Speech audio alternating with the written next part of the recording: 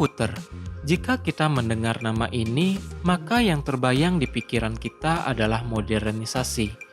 Di era modern ini, sebagian besar kegiatan yang dilakukan manusia tidak lepas dari komputer, mulai dari bekerja, belajar online, hingga bermain game dengan sahabat tongkrongan. Tapi, walaupun sering kalian gunakan, apakah kalian sudah mengetahui bagaimana evolusi komputer dari awal ditemukan hingga dapat kalian gunakan di era masa kini? Komputer pertama kali diciptakan untuk membantu manusia dalam melakukan perhitungan matematis dan komputasi numerik yang jauh lebih cepat jika dibandingkan dengan kemampuan manusia yang terbatas. Hal ini juga mendasari kenapa perangkat ini dinamakan komputer, berasal dari kata Latin computare yang berarti menghitung.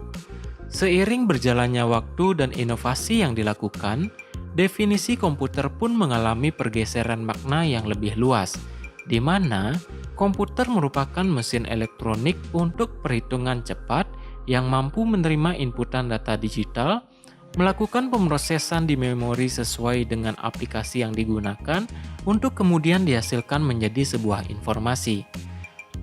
Sejarah perkembangan komputer dibagi menjadi 5 generasi, mulai dari generasi pertama hingga generasi saat ini, di mana setiap generasi komputer ini memiliki ciri khasnya masing-masing. Ayo siapkan diri kalian untuk kembali ke masa lalu agar lebih mengenal komputer yang kita gunakan di masa kini.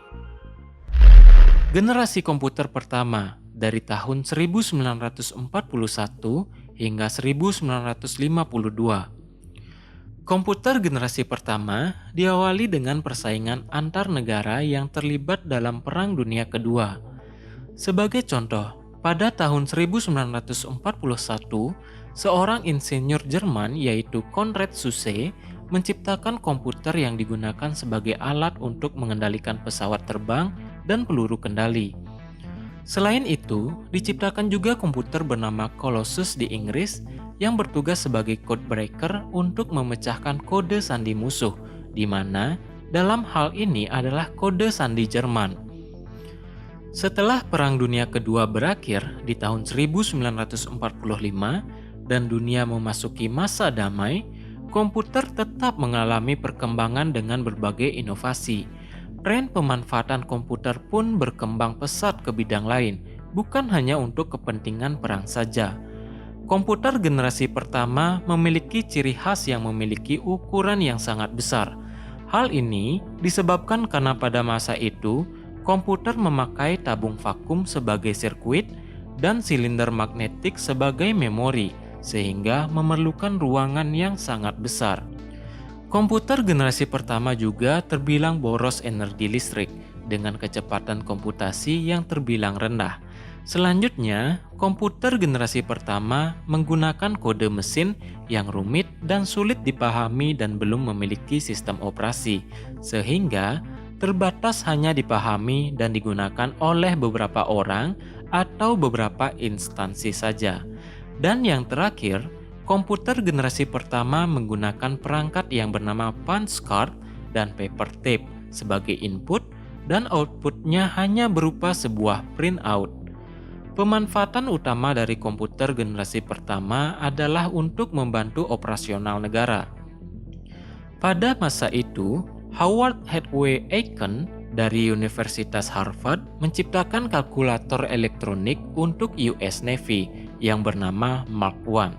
Selanjutnya, pada tahun 1946, John Presper Eckert dan John William Maudsley menciptakan komputer bernama Electronic Numerical Integrator and Computer atau disingkat dengan ENIAC yang bekerja sama dengan pemerintahan Amerika Serikat dan Universitas Pennsylvania. ENIAC sangat terkenal sebagai legenda komputer di generasi pertama, di mana ENIAC mempunyai bobot 30 ton dengan menggunakan tabung vakum sebanyak 18.000, di mana dalam pengoperasiannya ENIAC mengkonsumsi daya hingga 160 kW. Generasi komputer kedua dari tahun 1952 hingga 1958. Pada komputer generasi kedua, tabung vakum dan silinder magnetik digantikan dengan transistor yang menyebabkan ukuran komputer generasi kedua menjadi lebih kecil dibandingkan generasi sebelumnya. Komputer generasi kedua belum memiliki sistem operasi seperti yang dikenal di masa kini. Namun, pada saat itu, komputer generasi kedua sudah mulai menggunakan prototipe awal sistem operasi, serta menggunakan bahasa pemrograman yaitu assembly language. Masih sama dengan generasi sebelumnya, komputer generasi kedua masih mengandalkan punch card sebagai input dan outputnya berupa sebuah printout. Komputer generasi kedua hanya dapat digunakan oleh instansi, bukan perorangan. Selain itu, komputer generasi kedua masih belum bisa diproduksi massal, sehingga harganya masih sangat mahal. Lembaga yang umum dapat membeli, memiliki, dan menggunakan komputer di masa itu hanya perguruan tinggi, perusahaan, dan instansi pemerintahan. Vendor komputer di era komputer generasi kedua ini adalah IBM dengan superkomputer mereka bernama IBM Stretch 7030, IBM Prairie Ren, dan IBM Lark. Generasi komputer ketiga dari tahun 1958 hingga 1970. Perkembangan komputer generasi ketiga ditandai dengan ditemukannya Integrated Circuit atau IC. IC menggantikan fungsi dari transistor, di mana IC mampu menekan panas yang dihasilkan oleh komputer dan mampu mengintegrasikan banyak komponen kecil ke dalam satu chip, sehingga menjadikan ukuran komputer di generasi ini semakin kecil dan tidak cepat panas. Bahasa pemrograman yang digunakan pada generasi komputer ketiga sudah menggunakan bahasa tingkat tinggi. Beberapa contohnya adalah Fortran, Basic, Pascal, dan COBOL. Pada generasi komputer ketiga, pengguna sudah dapat berinteraksi melalui keyboard dan monitor. Kemudian, sistem operasi di era komputer generasi ketiga mulai mampu menjalankan beberapa tugas sekaligus, serta dapat melakukan monitoring terhadap memori yang digunakan. Kemampuan ini sudah mendekati kemampuan sistem operasi untuk komputer pribadi pada era selanjutnya. Salah satu contoh komputer generasi ketiga adalah IBM System 360. Generasi komputer keempat dari tahun 1970 hingga 1980. Pada generasi komputer keempat, ukuran sirkuit dan komponen elektronik komputer makin kecil dengan performa yang semakin baik. Hal ini dikarenakan mulai diciptakan integrated circuit atau IC yang kemudian disempurnakan dalam bentuk mikroprosesor, serta adanya pengecilan transistor. Selain itu, didukung juga dengan teknologi berupa Very Large Scale Integration atau VLSI. Dengan adanya penemuan-penemuan ini, mampu meningkatkan jumlah komponen dalam satu chip hingga mencapai jutaan. Hal ini menyebabkan penurunan biaya produksi komputer pribadi, sehingga komputer pribadi mulai diproduksi dalam skala yang besar, yang mengakibatkan harga komputer pribadi semakin terjangkau sehingga mulai banyak orang yang memiliki dan memakai komputer di masyarakat. Pada generasi komputer keempat juga sudah mulai menggunakan graphical user interface sehingga pengguna mudah dan nyaman dalam menggunakan komputer. IBM adalah salah satu perusahaan pelopor komputer pribadi pada era generasi keempat. Namun, bentuk fisiknya pada masa itu dan spesifikasinya belum benar-benar mendekati gambaran komputer masa kini. Steve Jobs dan Steve Wozniak juga menjadi pionir dan inovator kemunculan komputer pribadi dan sistem operasi untuk komputer pribadi melalui perusahaan Apple yang mereka dirikan di tahun 1976 dengan sistem operasi Macintosh di dalamnya. Komputer generasi keempat juga disempurnakan oleh kehadiran aplikasi pelengkap dan perangkat pendukung seperti mouse. Generasi komputer kelima dari tahun 1980 hingga saat ini. Komputer generasi kelima menjadi era kemajuan komputer dan manfaatnya lebih meluas untuk semua bidang kehidupan manusia, ditunjang dengan keberadaan jaringan komputer dan internet. Teknologi yang mulai dikembangkan pada generasi komputer kelima adalah kecerdasan buatan atau artificial intelligence. Artificial intelligence adalah simulasi dari kecerdasan yang dimiliki oleh manusia yang dimodelkan di dalam mesin dan diprogram agar bisa berpikir seperti halnya manusia.